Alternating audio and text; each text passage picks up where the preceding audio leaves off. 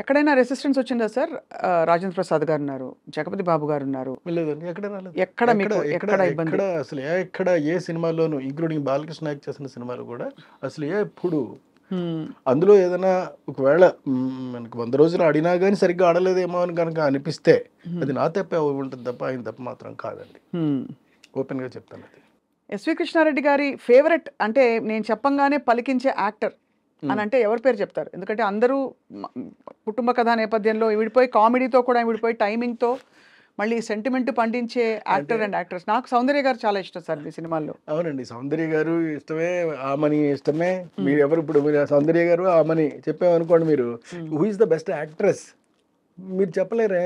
చెప్పలేము, ఎవరికి వారే. ఆ, ఎవరికి వారే ఏమన్నా తీరే అంతే కదా. అది చివరికి వచ్చినప్పుడు కదా ఉంటుంది కదా. అవునవును. అలాగా మనం ఇటు జగపతి బాబు చేశాడు నా సినిమాలో, ఆలీ చేశాడు, ఏ, యమలీల. ఆ, ఆ, ఆ తర్వాత మన శ్రీకాంత్ చేశాడు. మ్మ్.